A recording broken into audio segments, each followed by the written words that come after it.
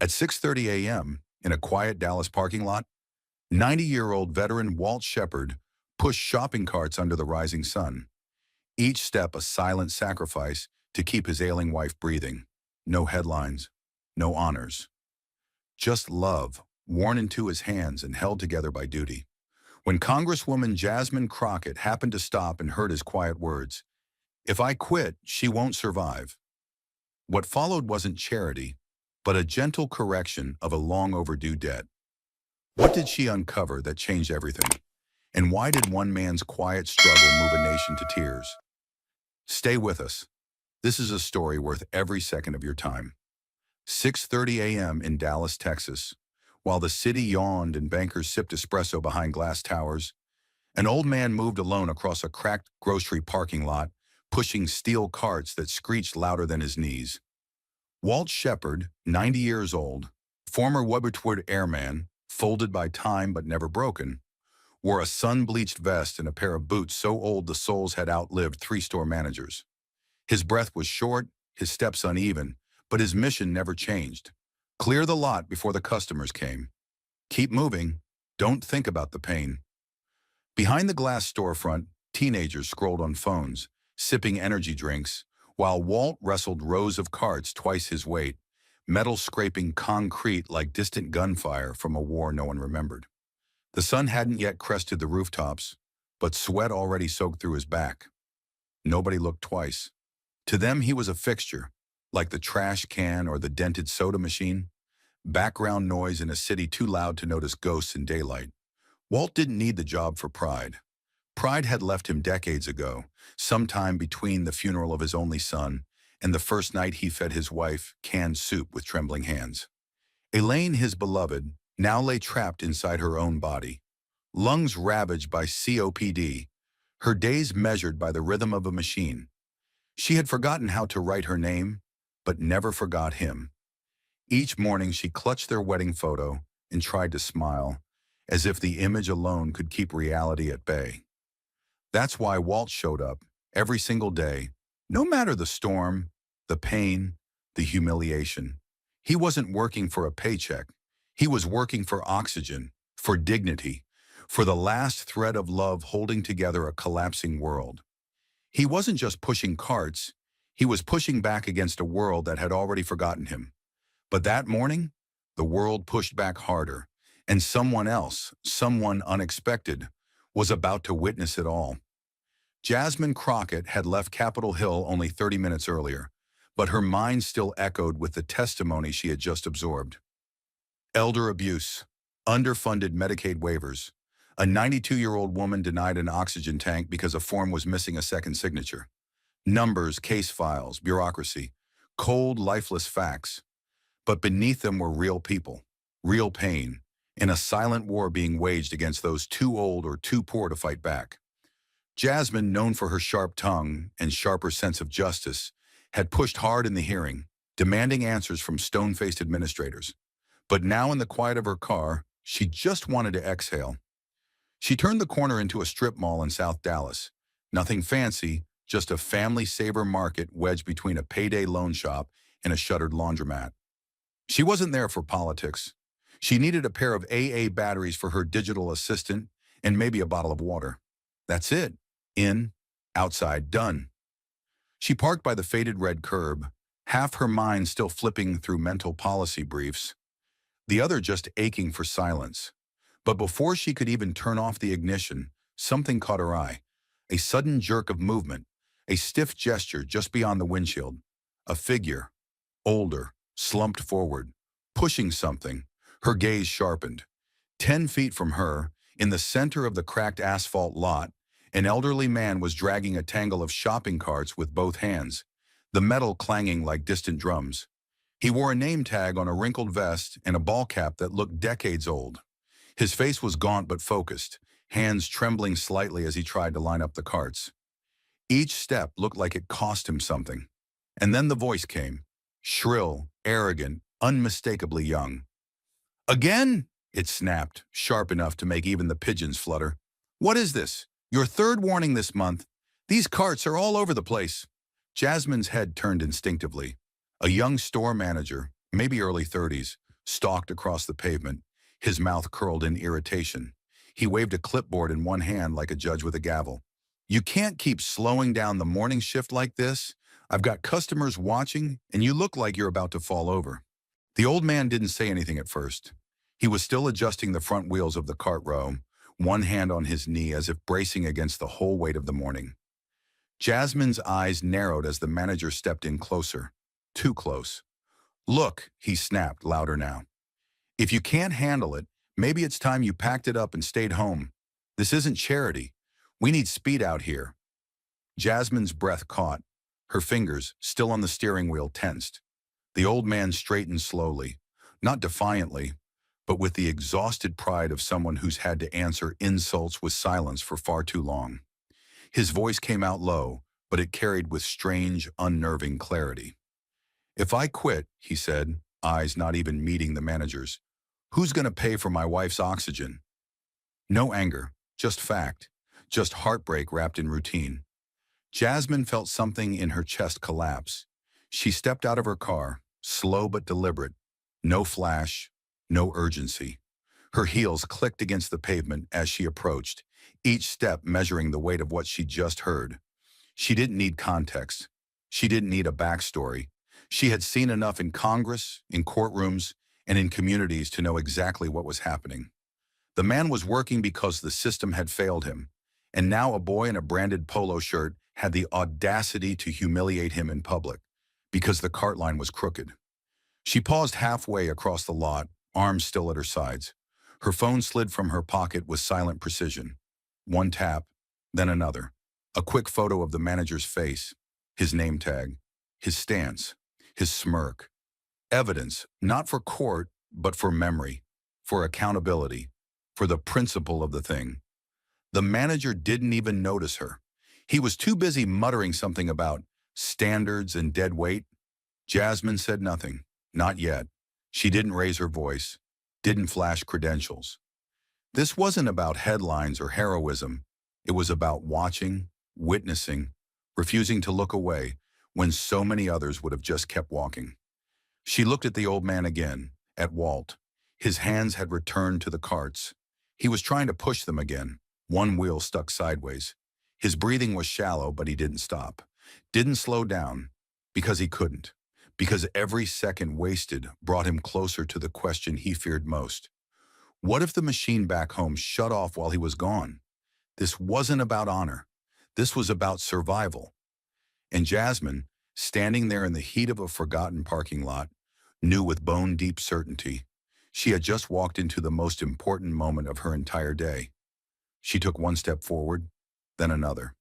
She closed the distance in just a few strides, her heels clicking with quiet precision against the hot pavement. Walt was gripping the metal handle of the crooked cart like it was the only thing holding him upright. His shoulders heaved, not just from physical strain, but from the weight of humiliation. Jasmine stopped beside him, adjusted her jacket, and bent slightly so her words didn't cut through the air like commands, but invitations. "Sir," she said, her voice low but unwavering, "may I help you with these?" It wasn't performative. It wasn't pity. It was presence. Intentional, undeniable. Walt looked at her, blinking into the sun. He scanned her face, the subtle lines of concern, the calm stillness that never begged for approval. His reply came like gravel under tired boots. "You don't need to feel sorry for me, miss. I'm not a charity case." He didn't say it with anger. He said it with exhaustion, with decades of learning to expect nothing from anyone who offered anything. Jasmine's lips curled into a slight smile, one forged not from sympathy but from shared experience. She nodded, slow and sure, eyes locked onto his. "It's not pity," she said. "It's respect." Then added softly, as if delivering a verdict, "You've earned more than this." Her hands moved to the back of the cart, gripping the bar beside his. For a moment he didn't move, didn't speak, just stared at her as if trying to decide whether to push back or let the moment happen. Then with a quiet grunt of resignation, or maybe relief, he shifted his weight and started walking. Side by side, they pushed the carts forward, steel grinding on concrete, sweat on both their brows. and silence between them that said more than words ever could. Across the lot, people paused. A woman in her mid-40s carrying a toddler stopped mid-step. A man with a shopping bag tilted his head, confused. A teenager raised his phone halfway, then slowly lowered it, because what they saw didn't compute. A well-dressed black woman in a navy suit and leather heels, clearly someone important, was pushing carts beside an old man who looked like he belonged in a VA hospital, not a discount store parking lot. Together, they moved like clockwork. He adjusted the line. She stabilized the front. He cleared the wheels. She guided the row. There was no showmanship, no explanations. Just two people doing a task that should never have required both of them, but somehow in that moment did. The sun glared overhead, baking the pavement in waves of heat. Jasmine's blouse clung to her back, her curls tight against her temples. Walt's breathing was heavier now, but steadier. With every step, his posture straightened a little, as if the presence beside him wasn't lifting the carts, but lifting the shame. Not a word passed between them for several minutes. They didn't need to speak. This was communication through movement, through dignity shared and restored. Finally, as they neared the last row, Walt broke the silence, not with gratitude, but a question. "What made you stop?" His voice was quieter now, laced with something dangerously close to hope. Jasmine didn't answer right away. She stepped back, brushing dust off her hands, and looked out over the parking lot, at the people watching, pretending not to. "Because I've sat in too many rooms," she said, "where men like you are statistics, file numbers, footnotes and reports nobody reads." She turned back to him. "Today, you weren't invisible." The last cart clicked into place, but Jasmine knew the job wasn't finished. Not the real one. The rusted metal had been cleared, yes.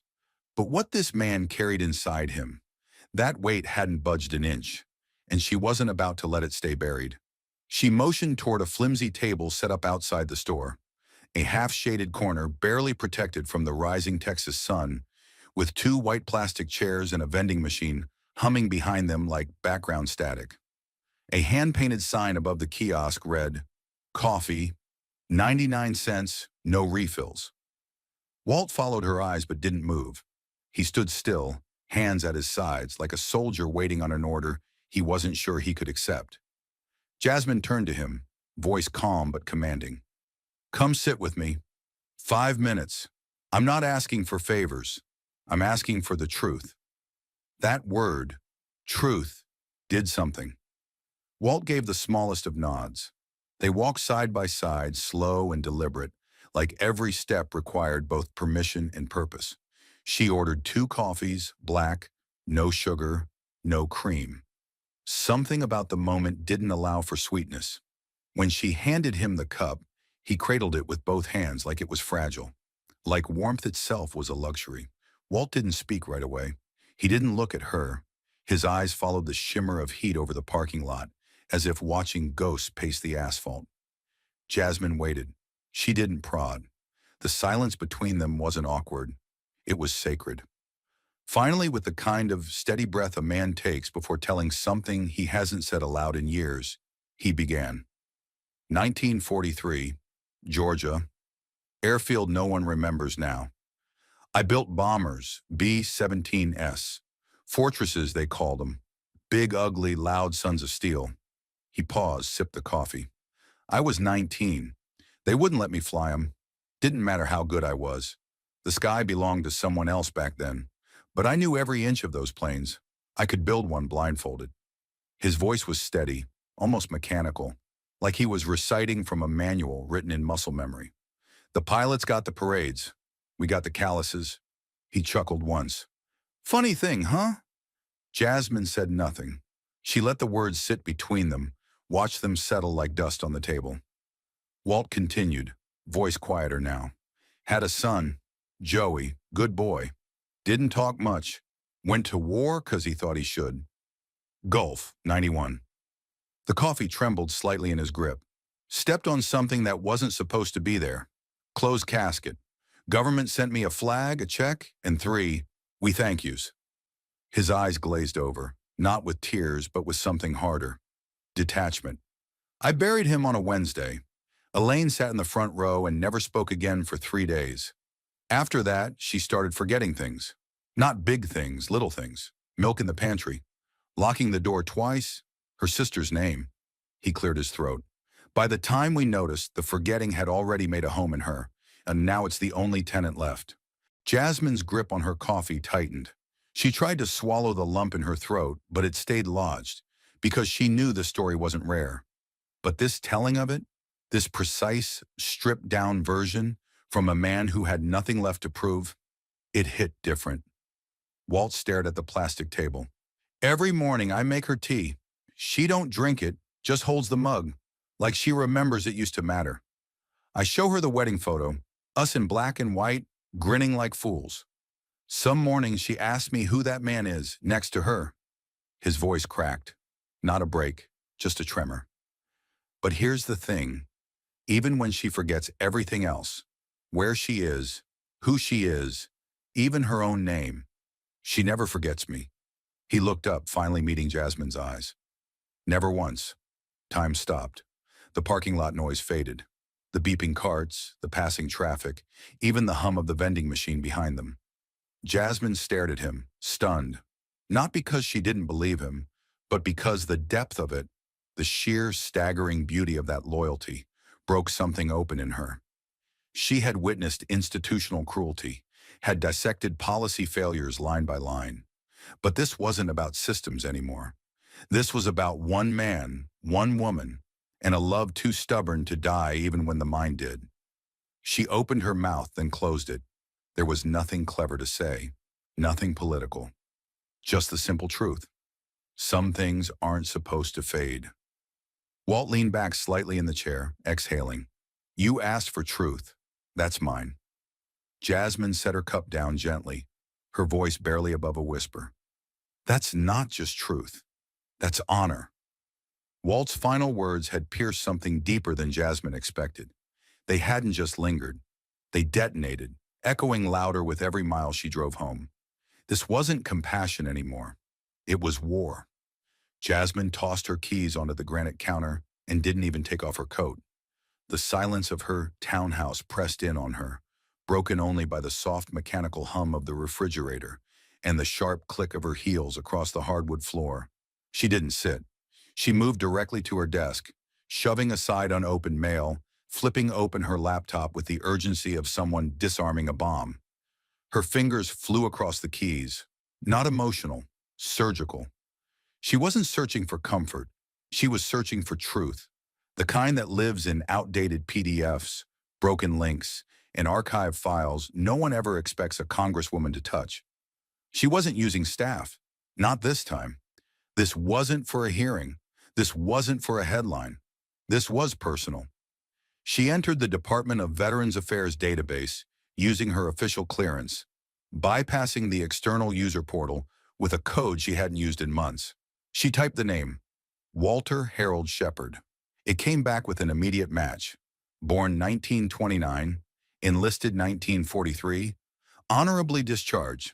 3 commendations, no pension, no medical assistance, no disability service in over 30 years. A chill ran down her spine as she drilled deeper into the file. Years of rejection notices, request return for minor technicalities, and then the line that stopped her breath mid-exhale. Claim inactive. Reason, lacked final administrative authorization. 1989, 1 signature. That's all.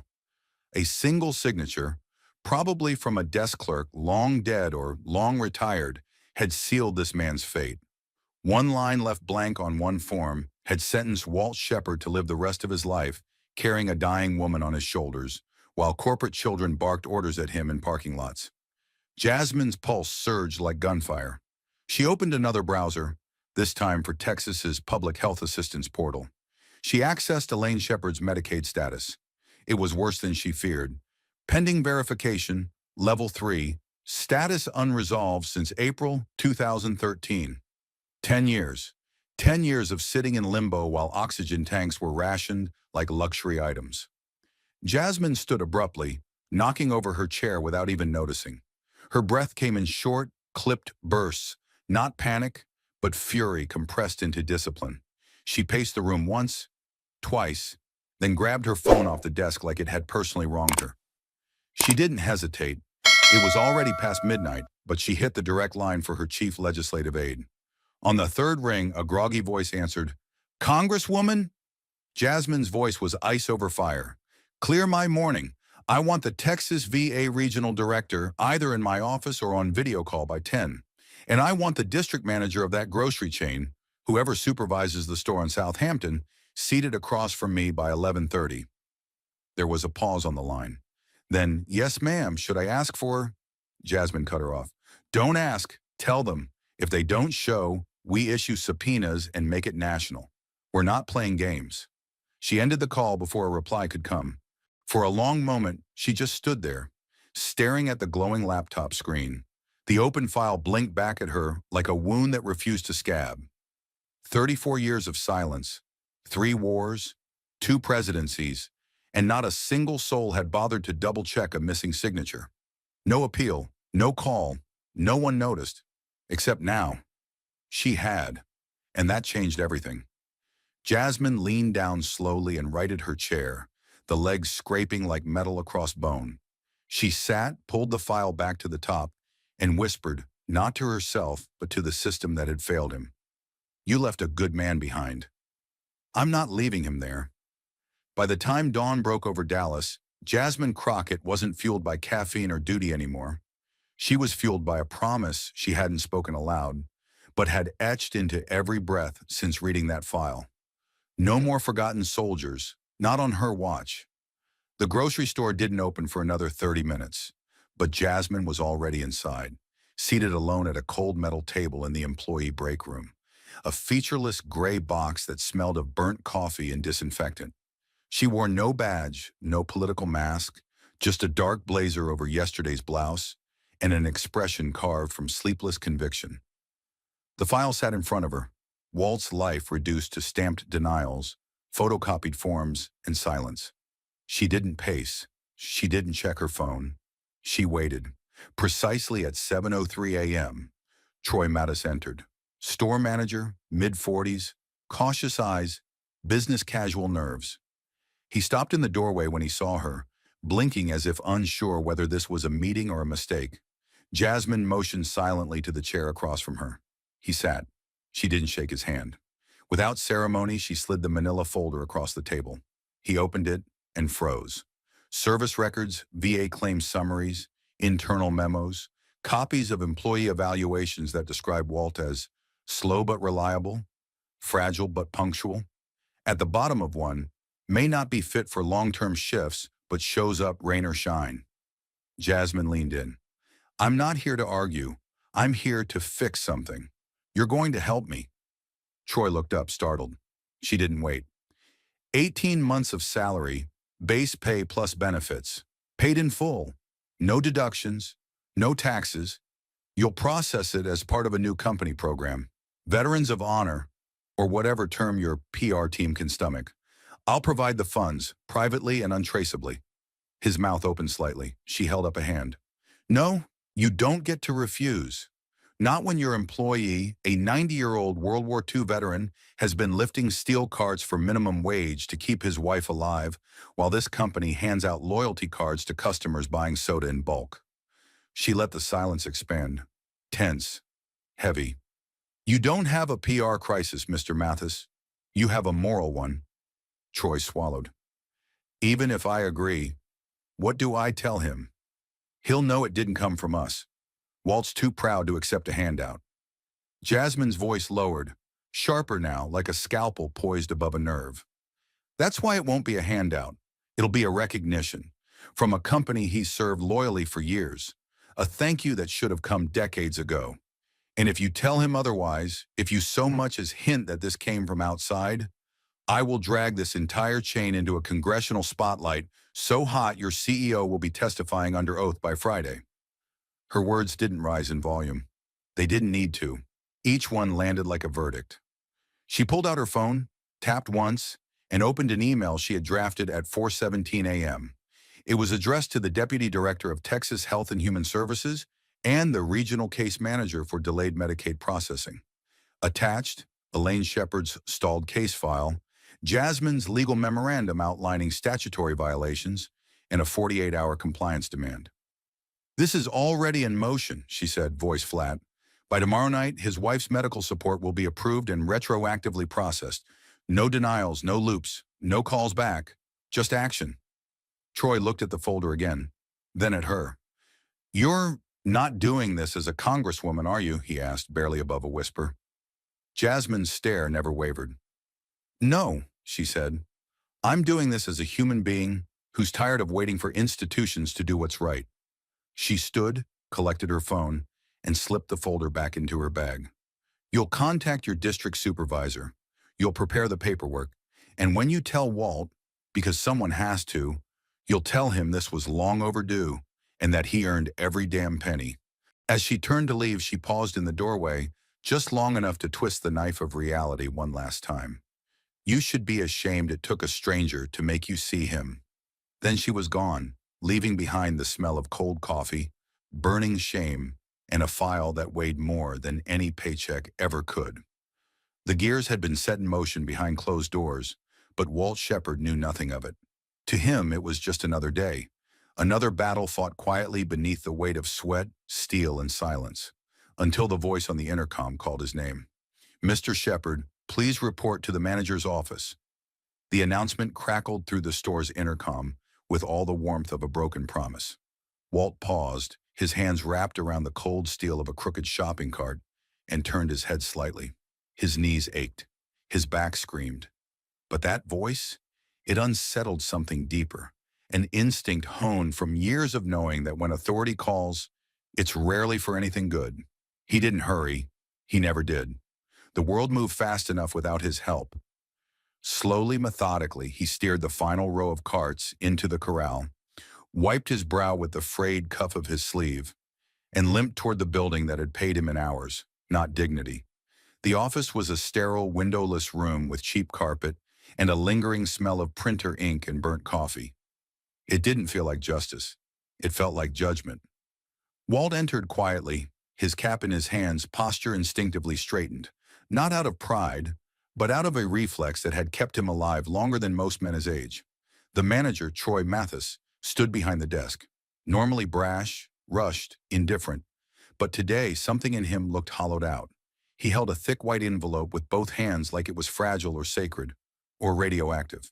Troy cleared his throat, not a cough, not a stall, a ritual, like he needed to summon the right voice to match what he'd been ordered to say. "Mr. Shepard," he began, his tone shaky with something that sounded a lot like guilt. "It's an honor to inform you that you've been selected as the inaugural recipient of our new company program. It's called the Veterans of Honor Initiative. You're the first." He extended the envelope like it was a medal being pinned on a ghost. Walt didn't take it immediately. His eyes narrowed. Not suspicious, just tired of surprises. He reached for the envelope slowly, as if expecting it to disappear before his fingers touched it. His hands shook, not from emotion but from 70 years of labor that had never once led to something like this. He opened it right there. The first thing he saw was the header, "Authorized leave, full benefits." Below that, a breakdown. 12 months of paid time off, uninterrupted, guaranteed. His current salary preserved. No strings, no reduction in hours. Then a second document, shorter, colder, but far more devastating in its simplicity. It was from the health insurer. Elaine Shepard, his wife of nearly 70 years, was approved for full long-term coverage. Prescriptions, oxygen support, home equipment, all backdated to the day the first denial had arrived nearly a decade ago. Walt didn't blink. He just stared. The paper didn't tremble in his hands. The rest of the world did. His breathing slowed, his lips parting slightly, as if the weight of what he was holding was pressing against his chest. He looked down at the signature line. There was no familiar name, no hint of who had orchestrated this, no politician's stamp, no flashy logos, just authorization, quiet, final, done. He looked up slowly, his voice dry and rasped from too many winters spent without enough heat. "Why?" he asked. Not defiant, not demanding, Just why? His eyes searched the manager's face, not for gratitude, but for explanation. Some thread of logic that could tie this moment to the decades that preceded it. Why me? He asked again. Why now? Troy opened his mouth, then closed it. What could he say? That a woman had walked in from another world and lit a fire under the entire system? That none of this was the store's doing?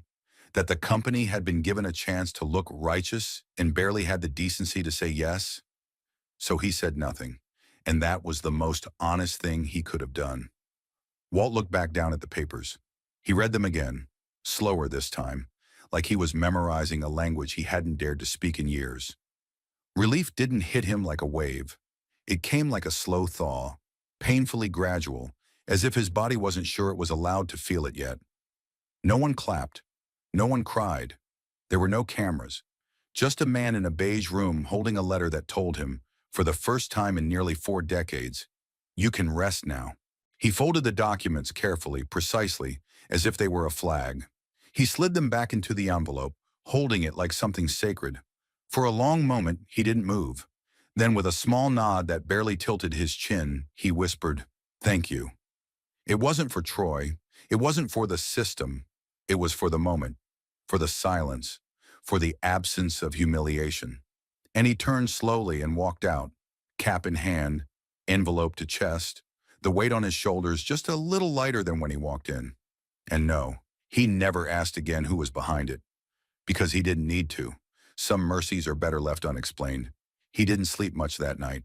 The envelope stayed on the nightstand, unopened again, but not forgotten, like a second heartbeat in the dark. For once, Walt wasn't bracing for the next hit. He was holding still, just to see what it might feel like if life finally let up. The morning sunlight slid through the half-closed blinds like fingers on a piano. Gentle, warm, almost apologetic. The house smelled faintly of toast, but Walt hadn't made breakfast yet. He was sitting beside Elaine's bed, as he always did, one hand on hers, the other resting on his lap. Her breathing was steady, eyes closed, the oxygen machine letting out its slow, mechanical rhythm, like the background hum of survival. She hadn't spoken in 3 days. Not really. Just the usual drifting stares, the occasional half-formed syllable. Her mind had been a ghost town for months now, visited only by fragments. Familiar music, the sound of the rain, the brush of his voice. But then, like a match struck in a dark room, her eyes opened. Focused, not vague, not confused.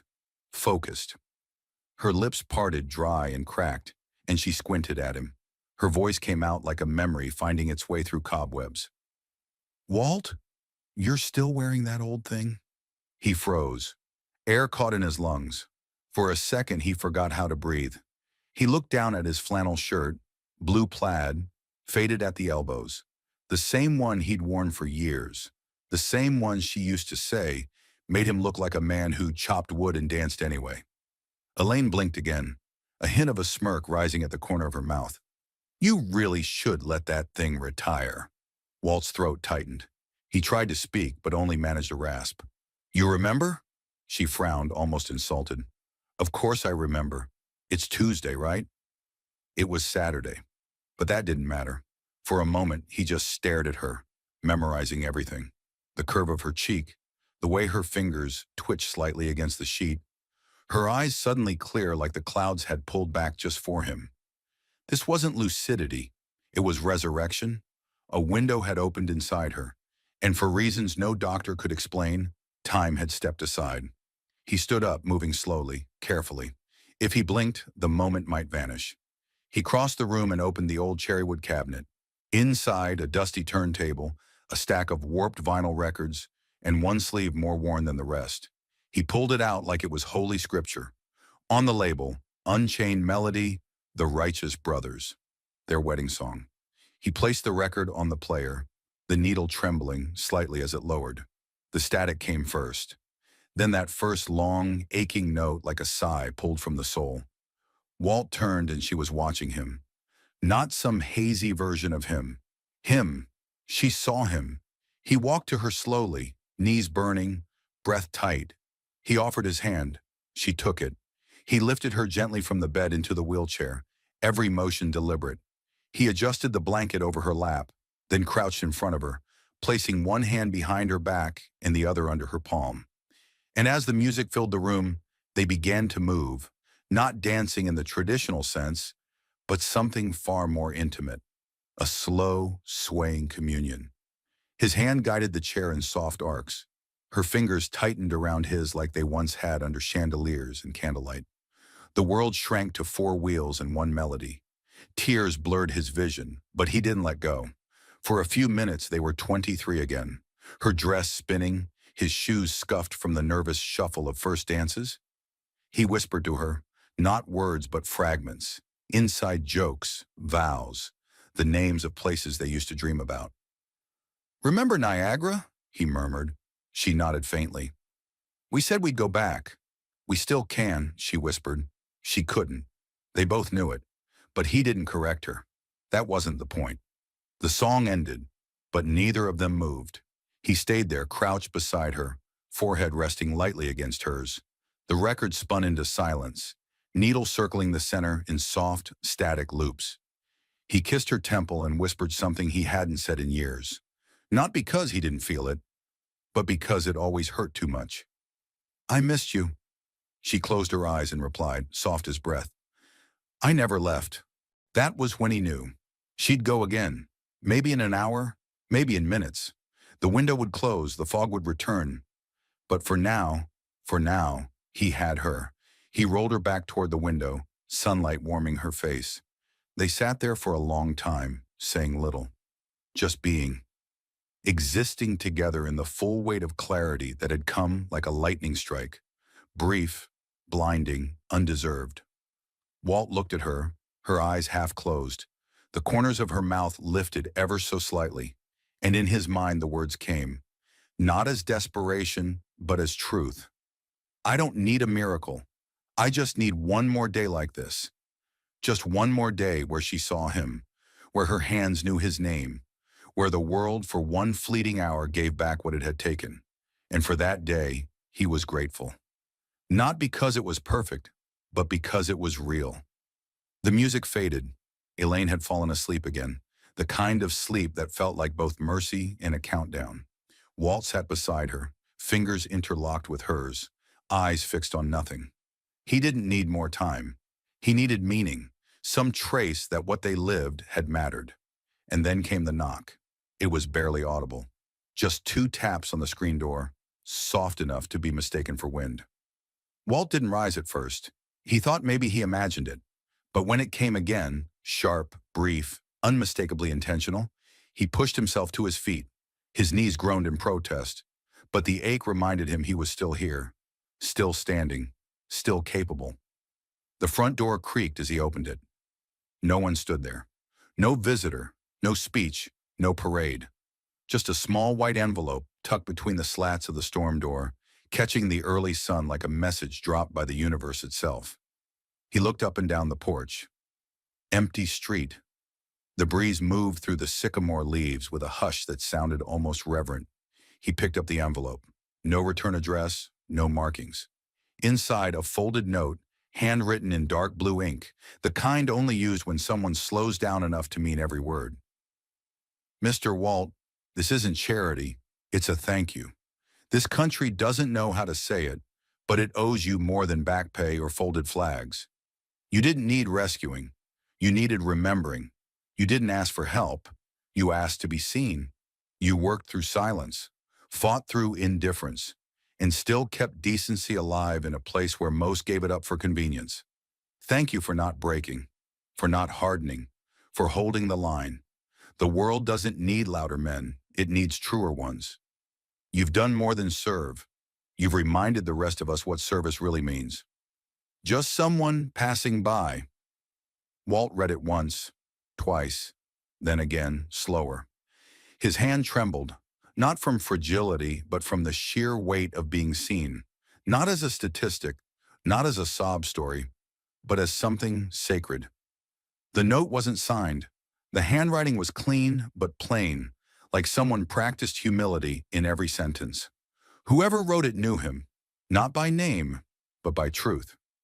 He stepped back into the house, closed the door behind him gently, and walked to the kitchen table with the note held like a relic. He pulled out his old brown leather wallet, the same one Elaine gave him in 1983 on his birthday, the edges worn, the stitching frayed. He opened the wallet and slid the letter inside, next to the only other thing he kept in there, a faded photo of them at Coney Island, 1956. Wynn in her scarf, him in his navy whites, both of them squinting into the sun with no idea what was coming. He sat at the table, the note pressing lightly against his chest from the inside pocket. There were no medals on the walls, no plaques, no headlines. But that piece of paper, that was worth more than every folded flag he'd ever watched get handed to another broken family. It was proof.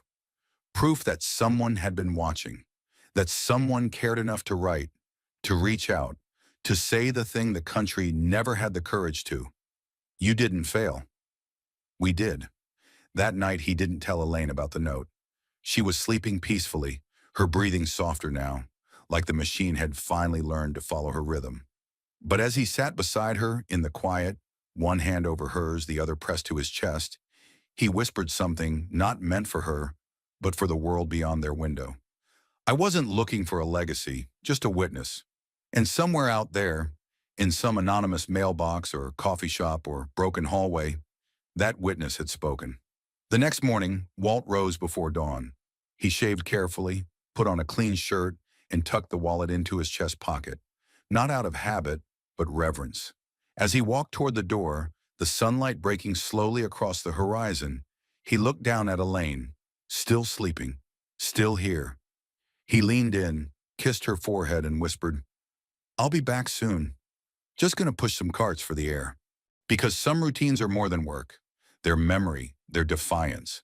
They're how old men like Walt Shepard remind the world, you can forget the paperwork, you can bury the heroism, but you can't erase a man who kept showing up when no one else did. He'd been seen, heard, acknowledged. And for the first time in decades, Walt Shepard felt like more than a shadow walking in daylight. But time, even when softened by grace, never pauses for long. And its final knock came, as gently as a sigh, 3 months later. It was early fall when Elaine passed. The leaves had just begun to turn in Dallas, drifting like soft gold confetti across the sidewalks she used to sweep when she still had strength in her hands. She went quietly, no gasping, no struggle, just a stillness that deepened with each breath until breath itself no longer came. Walt was there, sitting beside her, as he had every morning and every night. His fingers curled around hers, his thumb tracing the back of her hand in a slow rhythm, as if willing her soul to stay anchored a moment longer. She didn't speak. She didn't need to. The silence between them was thick with memory, of dances once danced, meals shared without words, and 1,000 small kindnesses the world had never seen. When the final breath came, he felt it, not in sound, but in absence, like a chord that should have played but never did. He didn't cry, not right away. He just held her hand a little tighter, kissed her knuckles, and whispered something that never made it past his lips. Then he sat there for hours, just him, her, and the fading light through the bedroom blinds. The war was finally over, and somehow he'd survived again. The funeral was modest, just a few neighbors, a veteran chaplain, and a handful of workers from the grocery store who had come to know the story by now. Jasmine Crockett sent flowers, but no press release, no statement, just a simple card. Her strength still walks beside you. He folded it carefully and placed it next to Elaine's wedding ring, which he now wore on a chain beneath his shirt. 3 weeks passed, then 4. The house grew quieter, not lonely but sacred. Every chair, every cup, every sound held the echo of her. And yet Walt didn't collapse, didn't fade. He did what he had always done. He rose early, shaved clean, and put on his flannel shirt. But now, instead of walking to the store with tired steps and aching joints, he walked with something deeper, intent. He no longer worked there. His last shift had ended the day he danced in the kitchen. But still, every morning at 7:15 sharp, he walked through the sliding doors of that grocery store, past the produce section and the carts he used to wrangle, and stood near the break room just long enough to catch the change of shifts. "Good morning," he'd say. That's all. No speeches, no sermons, just two words, steady and warm, from a man who had lived long enough to mean them. At first, the younger employees were awkward, unsure, but soon they came to expect it, to need it, to depend on it. Walt didn't just greet them, he saw them. When one cashier broke down after a double shift, Walt just nodded and handed her a water bottle. When a teenage bagger admitted he didn't think he'd live past 25, Walt chuckled and said, "Son, I didn't think I'd live past Normandy." Then he patted his shoulder and added, "But here we are." And slowly they started coming to him. Not for groceries, for guidance. One afternoon, a young man in a hoodie approached him near the magazine rack, hands shaking slightly. "You don't know me," he said, "but I heard your story. I watched that clip online, and I was about to give up. Like, really give up." He swallowed hard, eyes glossy. "But then I saw how you just kept showing up. For her, for yourself, and I thought, maybe I could try again." Walt didn't say much. He didn't need to. He just put a hand on the kid's shoulder and said, "Then start by showing up tomorrow." That's how we all begin again. Others came too. A young mother who hadn't spoken to her estranged father in years. A cashier trying to go back to school after dropping out. A janitor who carried poems in his pocket but never read them aloud, until Walt asked him to. They called him Mr. Walt now. Not just Sir, not that old guy who used to push carts, but Mr. Walter, like he was part of the store's foundation, a living compass, a quiet storm of grace in human form. And though his steps grew slower, his eyes dimmer, his presence only grew stronger. He didn't preach, he didn't lecture, he just came back, every day, said hello, listened, and reminded a fractured world that dignity isn't measured by title or age, but by how gently one man can steady another in a moment of doubt. Elaine was gone, but her light lingered, in Walt's quiet smile, in the way he folded receipts like letters, in the rhythm of his walk through those automatic doors, still greeting the sunrise with purpose. And each time someone thanked him, told him they'd change course because of him, Walt would nod and whisper the same reply under his breath. More prayer than answer. She'd be glad to know we're still dancing. The world had changed around Walt Shepard, not through legislation or headlines, but through the slow ripple of one act of humanity multiplied by 1,000 hearts. His quiet defiance against time had become something larger than him, and eventually the camera lights came calling.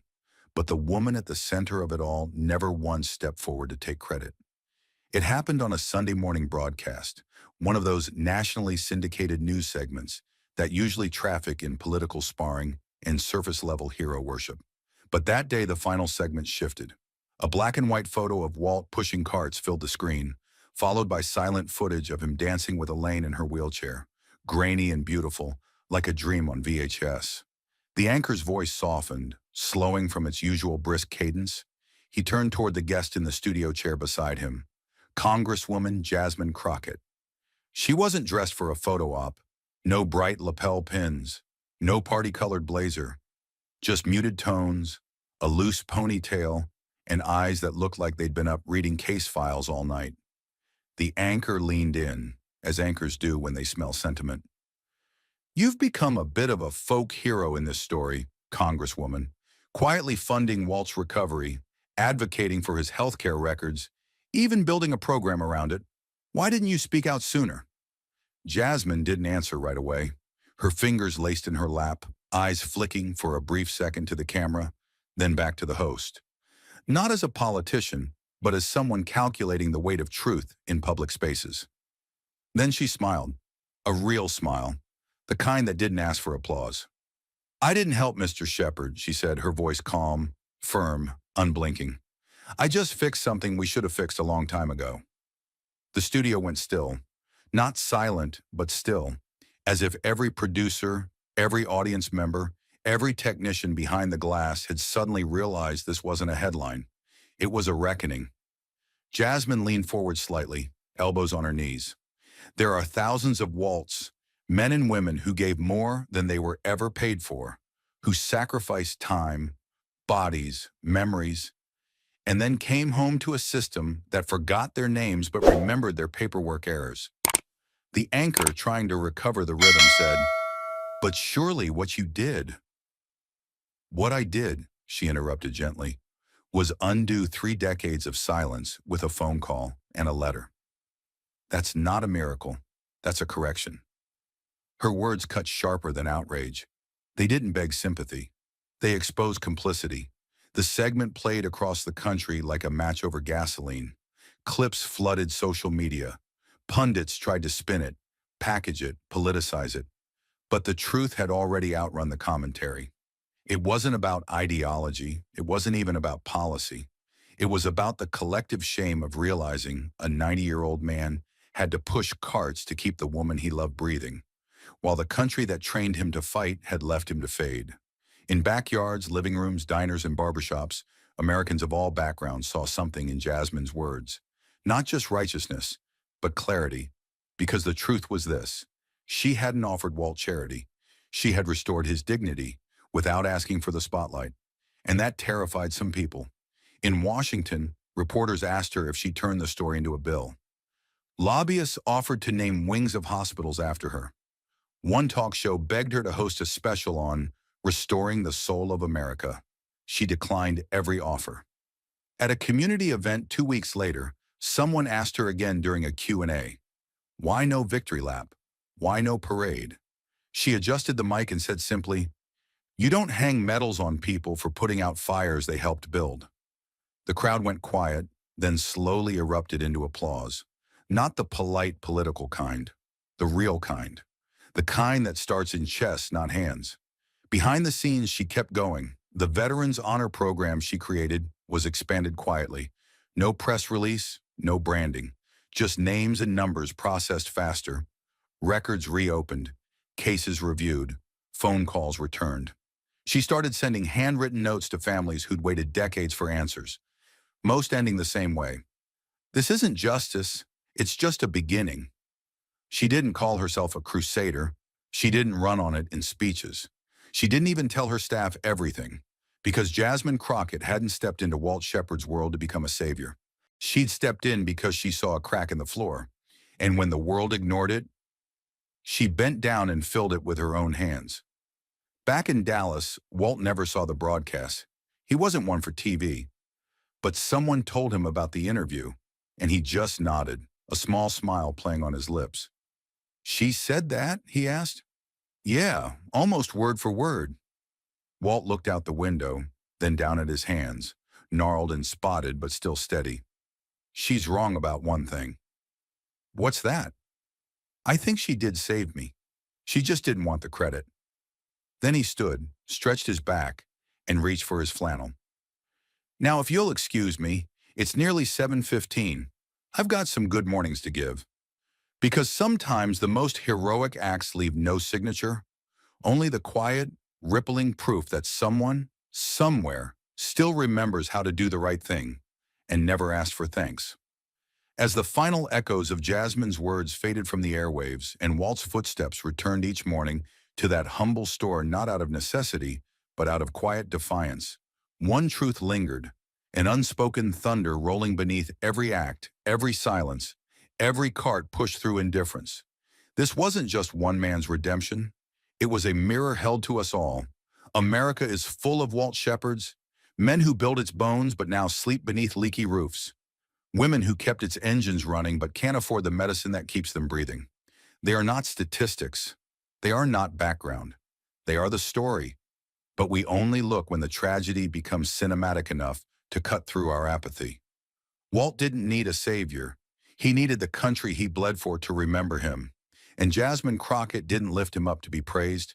She lifted the curtain on a truth we've refused to face. We honor veterans with parades, but not with policies. We thank them with slogans, but forget them in line at the pharmacy.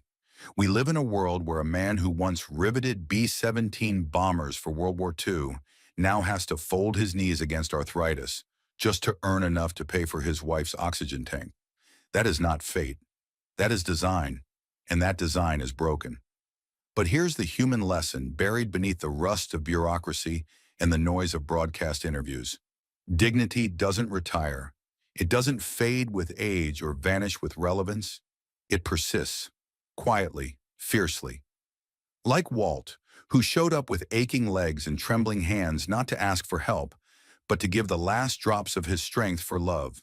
And love, that relentless, stubborn force, is the second lesson. Walt didn't push carts for attention. He pushed them for Elaine, for the memory of dances once shared, for the chance to give her one more hour of lucidity. And in that sacrifice, we saw something rare. The kind of love this world has forgotten how to name. A love not made of grand gestures, but of early mornings, small wages, and calloused hands that keep going. Even when no one is watching. Jasmine saw it, and she didn't just respond. She refused to let that love go unseen any longer. The injustice here wasn't just Walt being overworked. It was systemic neglect wearing a polite face. It was the quiet cruelty of forms lost in filing cabinets and eligibility denied because a single signature from 1989 was missing. That is how we dehumanize our elders, not with guns, but with red tape. And when no one pushes back, that red tape tightens like a noose. Jasmine didn't tear down the system. She exploited its blind spots to rewrite its conclusion. And that's the next lesson. Power means nothing if you don't bend it toward mercy. Being in a position to help isn't the same as choosing to. What she did wasn't charity, it was reparation. An unspoken apology that took the form of a paycheck, a healthcare revision, and a moment of dignity wrapped in the illusion of recognition. And yet she never once claimed the spotlight. So what are we left with? Not just a touching story, not just a tear in the eye of a TV audience. We're left with a call, a whisper in the back of the mind that says, if the system won't honor people like Walt, then maybe we have to. Maybe it starts with looking at the man behind the cart. Maybe it means asking our own parents what they've stopped asking for because no one ever said yes. Maybe it means electing people like Jasmine not because they're perfect, but because they refuse to let decency become extinct. We keep waiting for heroes, but the truth is, most of them look like Walt, bent, bruised, forgotten, and still showing up. We keep dreaming of revolutions, but the truth is they look like Jasmine, walking quietly into a grocery store, saying nothing, and changing a man's life without ever needing her name etched on a wall. This story teaches us that justice isn't always loud. Sometimes it sounds like a whisper in a parking lot. Sometimes it feels like a hand on your back when the world says, you're done. Sometimes it looks like a woman in heels pushing carts with a 90-year-old man while everyone else stares. It reminds us that fixing the world doesn't require grand gestures, just one person paying attention when no one else does. And above all, it warns us. If we keep ignoring the people who carry this nation forward, one day we'll wake up and realize we've let the soul of the country die quietly, just like we let them. But we haven't lost it yet. Not while people like Walt still walk through those automatic doors. Not while people like Jasmine still choose action over applause. Not while any of us still have the courage to say, this isn't right, and I can help fix it. We can let this story settle quietly into our hearts, a warm moment of humanity in a cold world. Or we can carry it forward like a torch. Because if stories like Walt Shepard's leave us only feeling good, but not doing good, then we've missed the entire point. Right now, at this very moment, there's another Walt, maybe 2 blocks away, maybe 3 towns over, maybe sitting in silence across from you at a diner, folding a napkin in tired hands, wondering how to choose between heart pills and rent. He's not asking for charity. He's asking for remembrance. He's asking for a country to mean what it said in all its pledges, all its parades, all its promises. He's asking whether the flag he saluted still recognizes him as one of its own. So this is the moment where you stop being an observer. This is the moment you choose whether this story ends in your chest or ignites something in your hands. We are not helpless. We are not waiting for approval. Every system is built from individual actions. Every broken policy was once a decision made by someone just like you, with a pen in their hand and silence on their conscience. Call your local VA and ask how many veterans are still waiting for medical review. Volunteer at shelters where elders are sleeping next to veterans' medals they can't eat. Support legislation that forces transparency in state-run medical facilities. Demand timelines for care. Demand dignity as a default, not a gift. And if nothing else, look people in the eye again. The grocery clerks, the janitors, the old men pushing carts while teenagers look past them. Say thank you, not out of habit but out of awareness. Because the only difference between Walt Shepard and the man behind your local pharmacy counter could be one forgotten form, one missed email, one nation too busy scrolling to notice its greatest citizens dying quietly beneath fluorescent lights. And if you're someone with power, whether in office, business, or media, use it, not to broadcast your compassion, but to build with it. Create programs that function before the camera rolls. Establish budgets that include the voiceless. Listen harder than you speak. And when someone like Jasmine Crockett shows the way, don't ask, is this good politics? Ask, why didn't we do this 10 years ago? Don't tell yourself this was a rare case, that it was special, that it was just a fluke act of generosity, because it wasn't. It was a failure corrected, not a miracle performed. The miracle will be when this stops being rare, when veterans don't have to rely on the compassion of a passing stranger to survive another week. Let this story be your warning and your permission, a warning that silence has a cost, that looking away is not neutral, it is violent in slow motion, and permission to believe again in action, in decency, in the kind of patriotism that doesn't wave a flag, but shows up at 6:30 a.m. to help a man push carts in the heat. Jasmine Crockett didn't ask if it would make her popular. She didn't wait for legislation. She didn't check if it aligned with polling data. She saw injustice, and she moved. That's not just leadership. That's citizenship at its highest level. You have that same power, maybe not in Congress, but in the lane you're already walking, in your home, your neighborhood, your company, your church. Every day you're handed 100 chances to either walk past someone like Walt or stand still beside them. Thank you for watching until this moment and for standing with us on this journey for justice. Your support means everything. Like, subscribe, and turn on notifications so you never miss what's next. And we'd love to hear your thoughts. Leave a comment below and let us know what moved you most in this story. Together, our voices make a difference.